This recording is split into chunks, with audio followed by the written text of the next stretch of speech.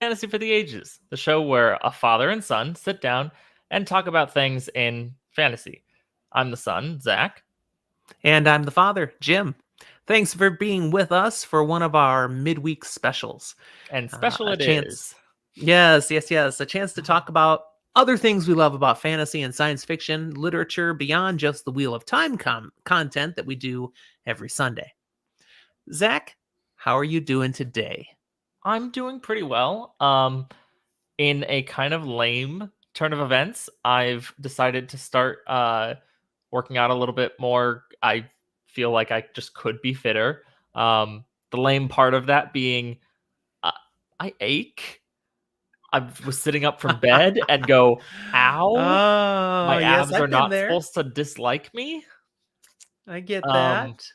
but it's for a good reason. So, how are you, Dad? I've had that good pain. I know what you're talking about. That's hilarious. But good for you. Get buff, pumped up, I all just want to that. be in better shape again. I'm doing well. I'm doing well. I'm feeling a little bit of a workout too, simply from going up and down stairs. Hmm. Since we've recently been working to help get your sister out of her apartment and moved across country, and she lives on a second floor. Well, her old apartment did. So up and down the stairs, up and down the stairs, up and down the stairs. I'm getting tired of going up and down the stairs.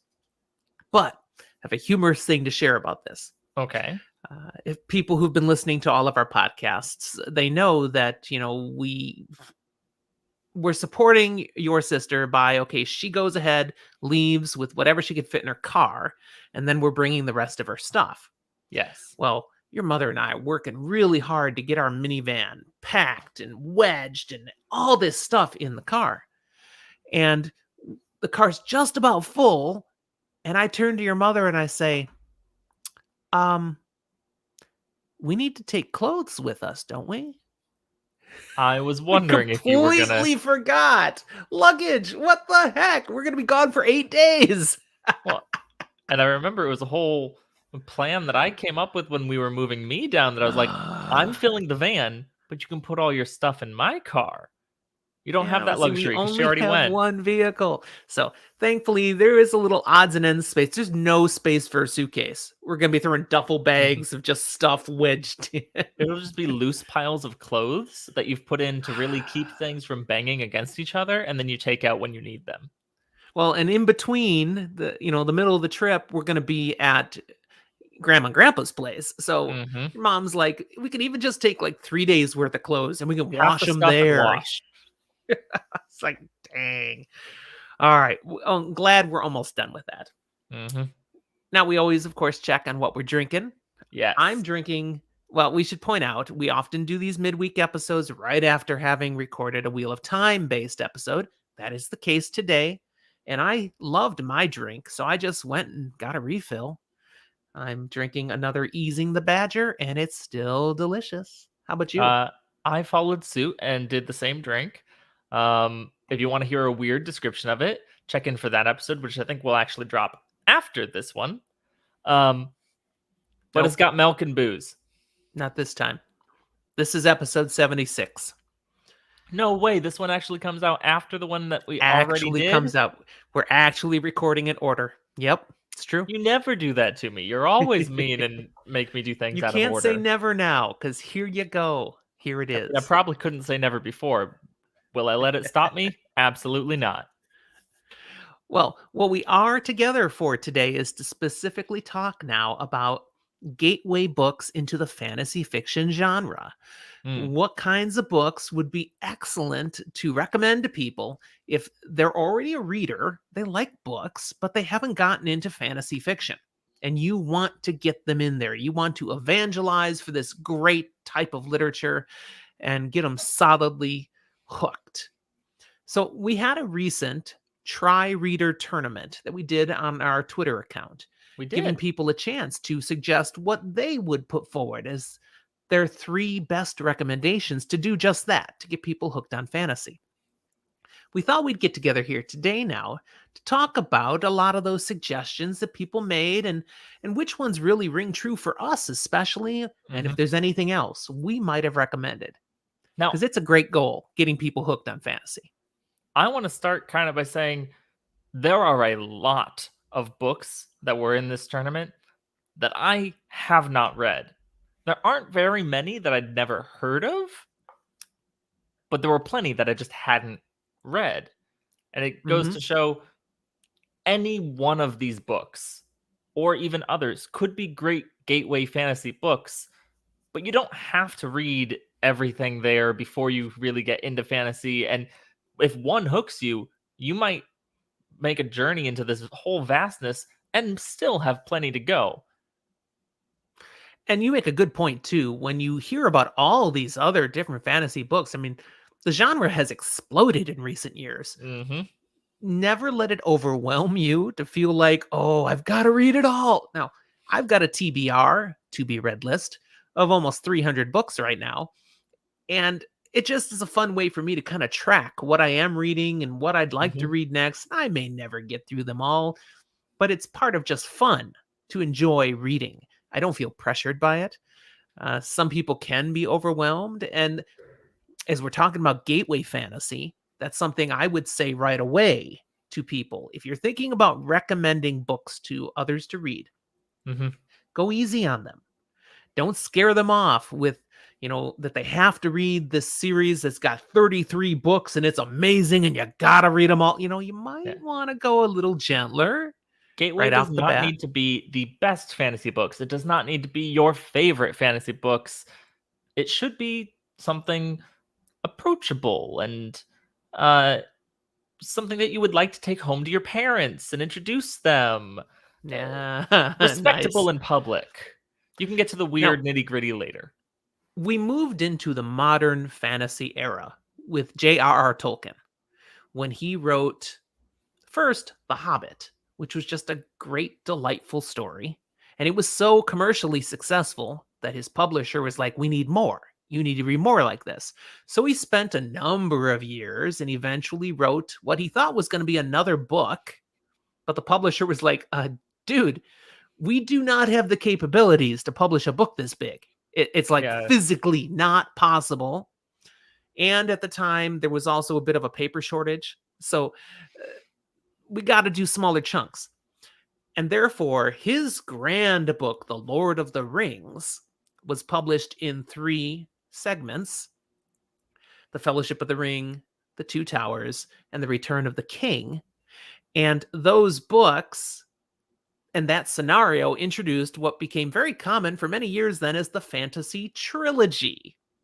And so a lot of the things you might recommend to somebody are written as a trilogy. That's a really approachable way to get into Oh yeah. fantasy. If you find a book where the first book in the trilogy really grips you, it's interesting, it's not too hard to Mm-hmm. understand, it's approachable, and then leaves them wanting more, then they don't just read that one book and go, well, yeah, that was nice, and then go on to other stuff that they, back to romance or drama, murder mysteries, whatever. It leaves them where they kind of want to read another. They It's a have to nice. finish the story. And then before you know it, they've done 3 books and now they want to Mhm. know, well, what other good trilogies are out there? It's a nice three-course meal that you can start out with that doesn't leave you bloated like Thanksgiving meal. It doesn't fill you up with way too much or overstimulate you on fantasy, but rather leaves you going, I could have another one of these tomorrow. I'm going to put up on the screen the comment that Jordan in the chat has listed a great way to make your list of books to read. And this might be what you introduce someone to when you're doing how do you set up what to read in fantasy? And here's what he's got. List of books to read before you die. 1, any book you want. 2, don't read books you don't want to read. 3, that's it. 4, congrats, you did it. It's That's a a good pretty good list. TBR. Yeah, right there. Honestly, it's a better list than mine. I did actually recently make one. I only put like the next 2 or 3 in each series that I was currently reading and still got like 40 books. So 40 is impressive. I like to hear you've got a list like uh, that now. That's I just nice. I needed it to give to people to be like, "Oh, you want to get me something for Christmas? I like books." There you go. So, all right, what actual books might we be thinking could be good ones that would be a good gateway entry? And Mm-hmm. we're going to draw a little bit on books that were submitted in our Try Reader tournament. The Lord of the Rings is one of those that people were submitting, books, the first book being The Fellowship of the Ring. Mm-hmm. Now, for Also, me, I personally looked at it, and personal experience speaking here, found that The Hobbit, great gateway fantasy book. The Lord of the Rings could be hit or miss. Sometimes works very effectively. Other times can turn someone off the genre entirely. I'm with you. The Hobbit is a very approachable book. It's not very long. I read it when I was It's in like second or third grade. It it's was rather one of the earliest for fanciful me. and enjoyable, pretty action packed. Mhm. Lots of things happen, but it's got some appropriate depth to it too. Mhm. The Lord of the Rings is more of a premium level fantasy series. So you kind of have to have your chops a little better to truly Mhm. appreciate The Lord of the Rings. If I would not recommend The Lord of the Rings as my gateway recommendation, even though I love those books and I've read them all three of them many times. Mhm. I think they would scare many modern readers off if that was their first taste. Not The Hobbit. Hobbit's great. And if they really love The Hobbit, move on to The Lord of the Rings. That being Absolutely. said, I do have a couple friends here and there who enjoy reading like Yeah, please keep going. I have a couple friends here and there. I mean that would have been an accurate statement if I had stopped. But they enjoy reading like James Joyce or one I know recently was just reading Crime and Punishment for fun. Uh, Wow, you have strange friends. I do. They're fun. Those Eclectic. kind of people who read dense material like that, I Bring could on give Lord of them the Lord of the Rings. Rings for gateway fantasy, but it's a few and far between, rare few that you're gonna get that. Right, right. Now, I found interesting that in our Try Reader tournament, one of the most popular submissions that people made didn't make it to the finals, but I do agree is an excellent gateway into fantasy. Think And I that might would know be, where you're going? yeah, Brandon Sanderson's Mistborn. Yep. It's a trilogy, although it then goes on to a second era. So there are more books, four more books at this point, and I think one last one still being written. So you have more to read, but you can read that opening trilogy and be fine. And in fact, you can read just the first First book, book can be and fine. it's a good story all in of itself. Mhm. People who listen to our podcast know of course that we used that Mistborn as gateway fantasy for our significant others. Notably, Mom's read through them and now through some of the Wheel of Time as well. Yeah, we'll talk about that in a moment. Uh, Mhm. Rach is working her Stalled way through out. Hero of Ages. She didn't stall out. She had to read a lot of other stuff for grad school. But with kind of Thanksgiving around here, she'll be finishing it up within the week, give or take. And notably, just last night, I was hosting a Friendsgiving, and we had a friend who was going to be flying out of town, and they go, I need a book on the plane. Any recommendations or whatever? And we had them walk out the door with two books in hand, one of them being Mistborn. There you go. Out of curiosity, what was the other one? Not a fantasy book. Nah, okay, then it's irrelevant. All right. Uh, so Mistborn it's an approachable book, the first one in particular. Now, the trilogy as a whole, some people find the second one gets a little harder to just fully appreciate. It ends strong, but it starts to fall prey to something Brandon Sanderson is actually known for, and that he builds slowly to the big old Sanderlanche at the end, which is Hmm. always a huge payoff, always amazing. But that doesn't work for everybody.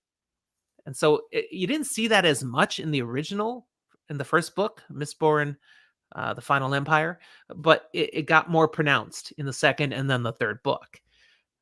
Again, Rach we've got her on that episode where she made it to the end and she was so glad she did, but she was Yeah. almost ready to quit the book partway through. Just took her a It just while. wasn't doing it for her.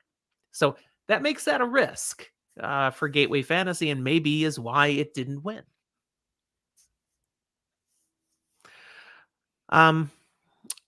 Other books that were suggested in the tournament that I was really like, yes. Okay. What do we got?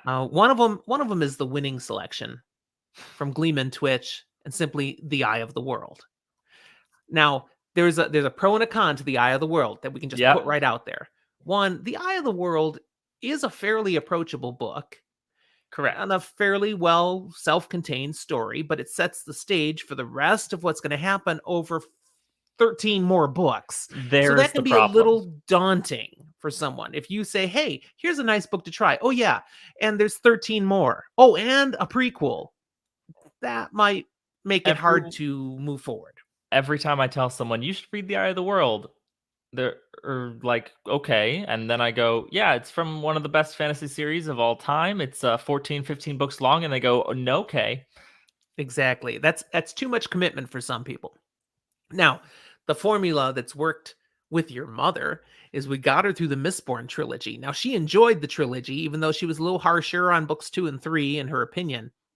But that prepped her better for then moving on to the Wheel of Time.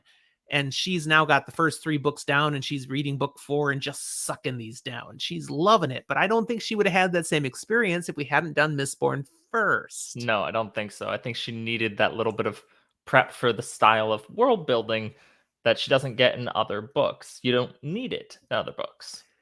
What she has found and she has stated is that she's enjoying the characters and she's gotten invested in them. And well, that's what Robert Jordan was really good at doing, writing characters. Yes, he does great world building, but he's really character driven. And that's got her, which is great. Now, also, Gleeman Twitch, he threw in the Chronicles of Narnia. So, The Lion, the Witch, and the Wardrobe is a great one. I agree. That's great gateway fantasy. It's written for children. It's very light. It's old-fashioned now. So, if you suggest that to a person, you need to be thinking about who you're talking to. You know, it's got basic values that are outdated for sure now. The way it talks about the boys versus the girls and the gender roles and what a girl can be expected to do versus what a boy should do. Very, very much not on the par with where we are as a society today. So someone could still enjoy it. It's a great story, but they have to be the kind of person that can read that and understand the context of the time and not judge it based on modern times. If they can't do that, they won't enjoy that book. I think it's notable with that one to say you don't recommend the series as gateway necessarily. You recommend a specific book or specific books, plural, but not the entirety of the series. You're not saying go read all of the Chronicles of Narnia. You're saying no, go read The Lion, the Witch, and the Wardrobe. If Now, you want I to read more, enjoy you the can. entire Chronicles of Narnia. I love them. I don't like the last book. You don't. Yeah. And The Horse to and be His honest, Boy grew on me a lot. It's one of my favorites now. I used to hate it. no, that's the one I don't like so much. A Horse and His Boy. I used to hate it. It's a silly story. All right. Another thing that was suggested in the Try Reader tournament that I was pulling for. Now, I didn't have a vote. I didn't vote in the tournament. You know, I was the tiebreaker if needed. But I would have been voting for this. We had a few different people put down Stormfront from Jim Butcher, the Dresden Files.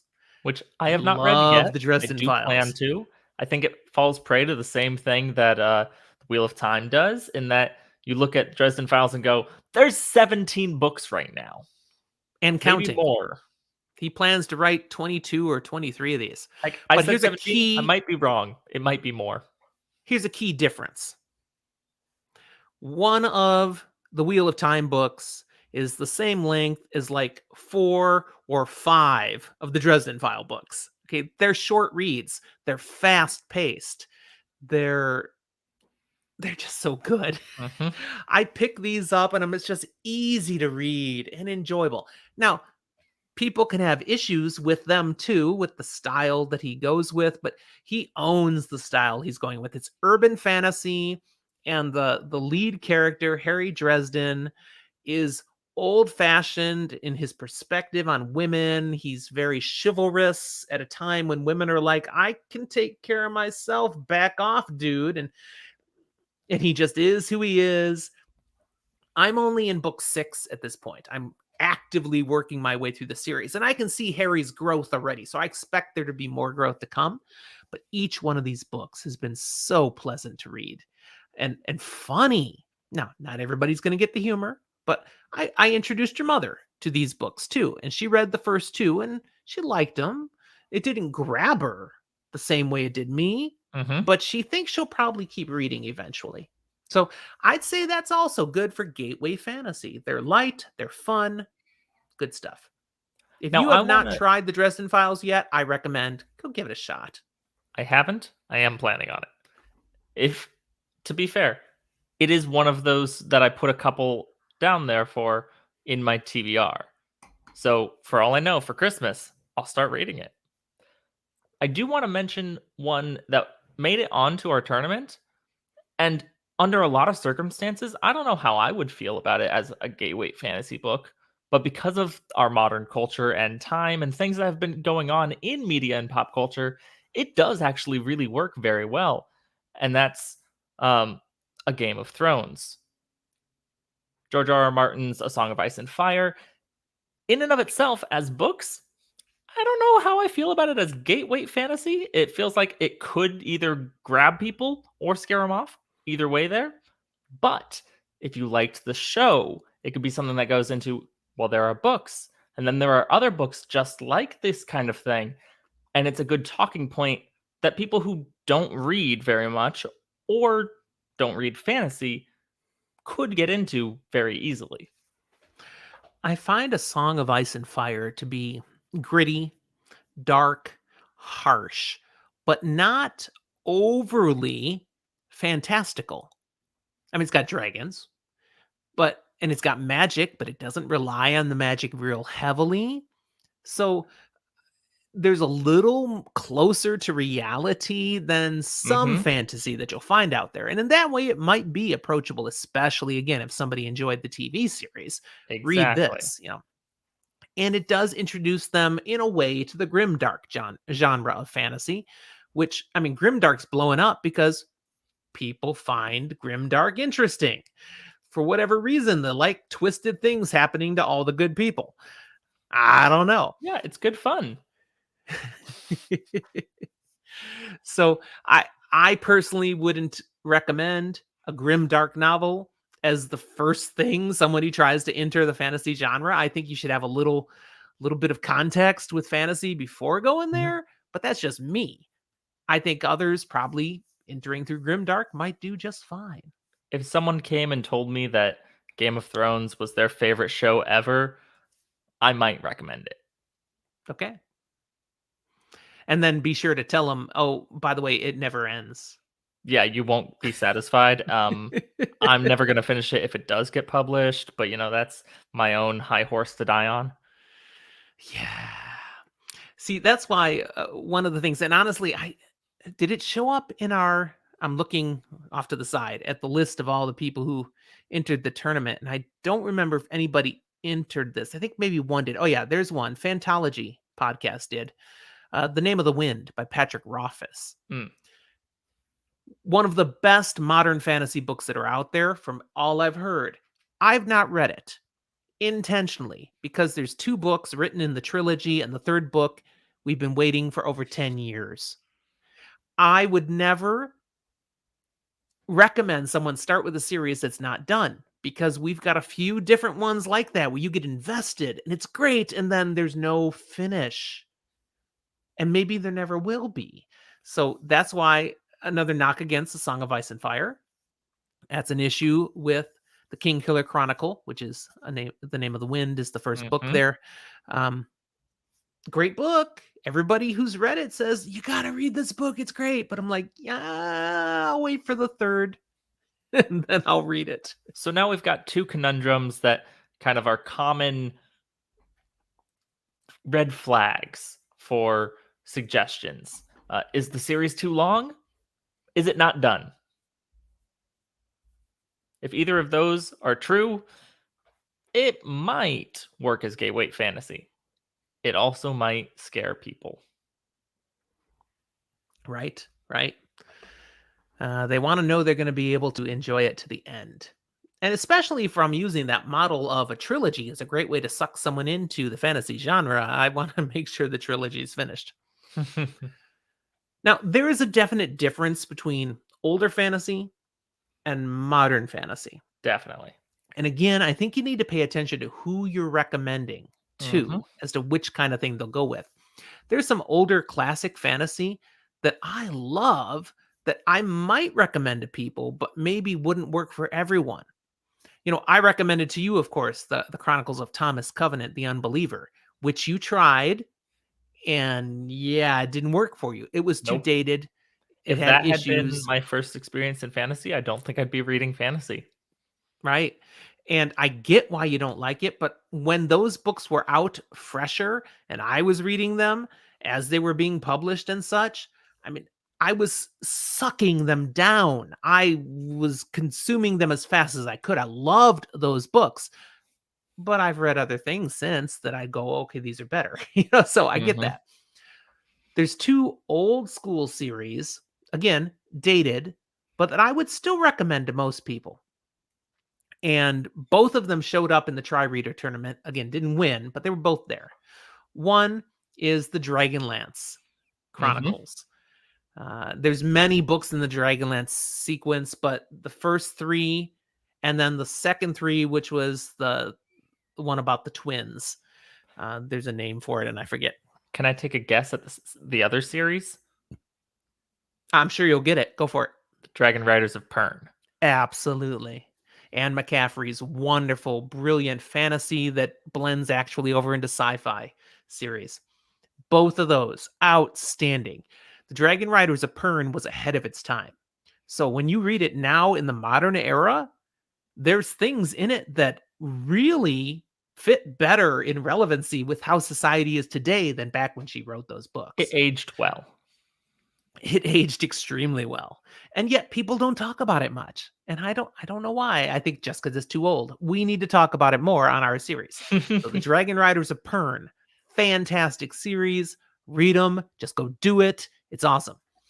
The Dragonlance Chronicles are just classic D&D style fantasy fiction. All the tropes are strongly in play. It was based on what D&D is, and let's take those kinds Well, of classes and characters and make good story about them. And so it's very comfortable. now, There's nothing groundbreaking now, but if you just like a good rip-roaring yarn about dragons and elves and stuff, it's fun. I do want to warn and throw out a disclaimer just because D&D, the game, has actually grown a lot in popularity in the last 5 years even. Um, but the D&D that we have now is not what D&D once was and doesn't exactly uh, have a direct parallel in this quite the way that you say into the Dragonlance books. Yes, it still pulls a lot of the same stuff. It's still very cool. It's even by Wizards of the Coast, kind of behind all of the above, Mm-hmm. Mm-hmm. but it very much is reflecting D&D at its core, not necessarily what you might be comfortable with if your first jaunt into fantasy was playing D&D. True. Our patrons who are along with us in the live chat are talking about some great content here, great concepts here, but I want to put another one of their comments up here Mhm. that's actually quoting Brandon Sanderson. When you think about you want to get somebody involved in the fantasy genre, you really need to pay attention to who you're making a recommendation to and then be smart about it, which is why I recommended the Dresden Files to your mom. Mhm. She likes reading about mysteries. And so, it's a detective novel, basically. Well, Brandon Sanderson says about the fantasy genre this: it's all genres, and we have dragons. And it's true. I think That's the whole Rach made thing. this point in a patron only episode that we had, that fantasy is every other genre that you want with a fantastical spin on it. Yep. You incorporate anything into the fantasy context. And modern fantasy has done that so well. There's so much diversity out there, so many different types of fantasy that you can find, different styles, different genres. You want the rough stuff, you want the light and fluffy stuff. It's all there. Just find a different author and you can enjoy it. The good news, therefore, is if you pick up one that doesn't work for you, you don't like it, you Don't can write toss off it away. fantasy. It's okay. Pick up something else. It'll be different. You might like it. So, Zach, Hmm.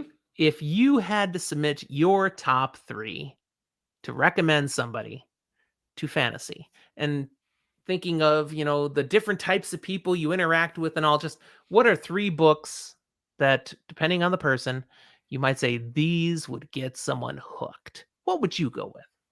I probably would do Mistborn, The Final Empire, The Hobbit, and then The Magicians. The Magicians, by the way, is 2 books away on my TBR. So you're almost there. I'm I'm almost excited. there. I'm actually ridiculously excited for that. I didn't know it I'm was so taking a close. complete leap. I'm only reading because you recommended. That's why it's that high on the list. I I've think got it's a book I'm really on, and then entertaining series. one more in the Dresden Files The reason before that I move into it. I really recommend it is because it has a little bit more of the darker grittiness, but more in a realism, while having the fun kind of magic that you expect out of like Harry Potter. So if Okay. I'm doing recommendations for getting into fantasy, I'm usually talking to people about my age, maybe a little older. If I was talking to say a 10-year-old, I'd probably recommend Harry Potter instead of The Magicians. But that's because they probably shouldn't read it yet. I think Jordan approves of your recommendation because this is what he's just said about, having heard I'm about to start The Magicians. For those who are listening to this later instead of the live stream, he submitted, if you weren't already hooked on fantasy, you soon will be, Jim. That's great. That's a strong recommendation too. Love it. So my 3 Mm-hmm. would be, well, Mistborn, The Final Empire, because obviously I've used that successfully to get people into the fantasy genre. I would also go with, because I'm just so enjoying it, Stormfront with the Dresden Files. Again, it Okay. depends on the person, but it's an easy read, it's approachable, it's fun. That would definitely be a positive there. And then if I've got someone who's more the Game of Thrones type person who's going to want the violence, the grit, and that's more what they're looking for, Mm-hmm. I'd go with The Blade itself, the first book in the First Law trilogy by Joe Abercrombie. That was submitted in our Try Reader tournament as well. Mm-hmm. I've read the First Law original trilogy. There's more books in that world that I haven't got to yet, but I read the first 3, and they're quality. They're good. They grab you. It's good reading. You have not read those yet. No, I very much intend to. It is pretty high on my list. But again, these depend on who I'm talking to. And, I would never recommend the blade itself to someone who's like only 10. No, you will scar the child for life. Don't do I that. also think you probably wouldn't recommend it to mom. I would not. That is totally not her type of fantasy. But No. we know all different types of people. So you have to consider the audience when you try to get someone hooked.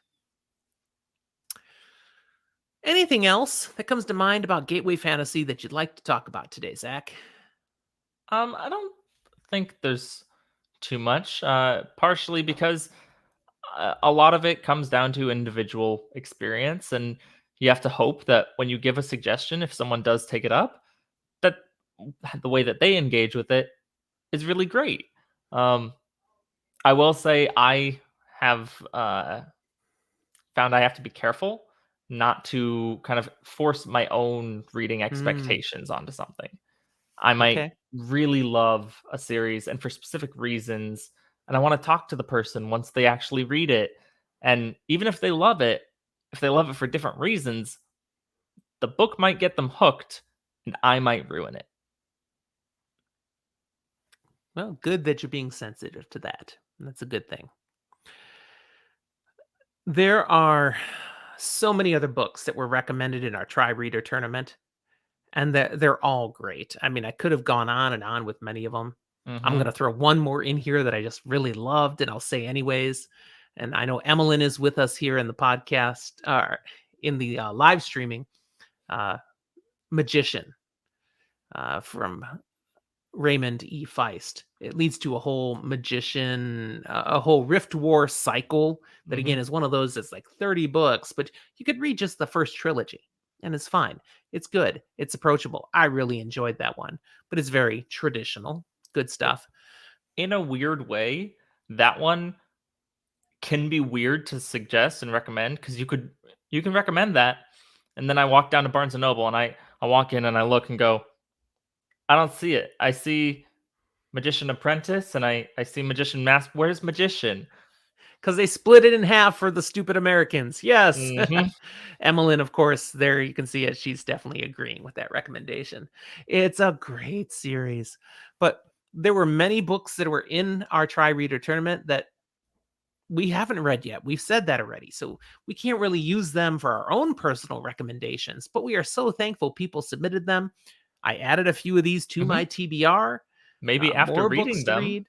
they will be my new They might recommendations be. for people. And we do want to point out to people, and this is something we've put out on our Discord. I know I don't think we mentioned it on Twitter at all yet, but the Try Reader tournament is going to be a regular thing, but we're going to bring it back every other month. We talked with the people at Fantology Podcast who also do a Twitter poll that's a little different from ours, but they've been doing theirs for a while. We decided, let's intentionally balance it out. So they're going to be up here in December with another Twitter poll in their Mhm. style, and then we'll come back in January. And we're going to alternate months. I can tell you, I was the one behind the curtain running the Try Reader tournament. It does take a little bit of work actually to get all that to be planned out right and have the polls drop at the right times. So when I experienced it, I then talked to the folks at Fantology and said, hey, that was a bit of work. Thanks for what you've been doing. Would you like to alternate months? And they're like, heck yeah, that's great. Because that's hard work. And that gives them time to focus on other stuff they're doing for their podcast channel. And it's going to be good fun. And so watch for another Try Reader tournament in January, but also look for Fantology's Twitter poll, something related to science fiction and fantasy as well. That'll be in December. We've been participating in that for quite a while too. We're actually a winner once upon a time. Yes. Yes. And good fun as we all share again in ways through the contests, stuff we love about fantasy and science fiction literature. It's just so good. So good. I'm so thankful we have this kind of stuff to talk about and to make friends over. Thank you for listening, for watching the live stream later or live stream now. For Now, those of you that are with us right now, it brings people together. It gives us a shared passion, and that's worthwhile. What else should we tell them before we wrap up for today, Zach? We might want to mention how they can find us and connect with us in other ways. absolutely. You can find us on Twitter, where we're most active and have those polls. You can also find us on Instagram if you want to find what we drink or other bits and odds and ends. And you can find us on Facebook. In addition, in the episode notes, as well as any of these social media places that we mentioned, you can find a link to our Discord. That's one of the best places to really engage in the conversation. So please come join us, come join in the conversation with both us and other listeners and fantasy lovers, really. Absolutely. We've also decided we're not afraid to show our faces here on YouTube.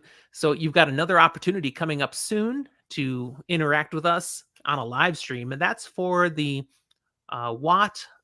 Wow, I'm blanking on the name of it again. The What a holiday. 24. Thank you. What a holiday. The 24-hour live stream charity live stream. Say it right. Coming up in support of the Lightweaver Foundation. We've got a whole bunch of different Wheel of Time content creators pooling forces and over 24 hours, an hour each, going to be doing something related to the Wheel of Time. A lot of them are going to be focusing on the Wheel of Time TV series that's just come out. That's what we're going to do with our episode. So watch for that. Come and join us and perhaps throw a donation towards the very, very worthy charity. Again, the Lightweaver Foundation. Look them up. You'll be able to learn all about it. Something that we're going to try to support through this effort. So we hope you'll watch for us there. We've got information out on that, on Twitter, on Discord, all the various places. And another way that you can interact with us live. All right. I think that's where we'll wrap it for today. It's been fun, Sounds Zach. good. Yes, it Always has. is. Yeah. And for the rest of you, thanks for being here. Thanks for listening. We'll talk to you next time. Bye. And now he quickly tries to find the end broadcast button. Ah.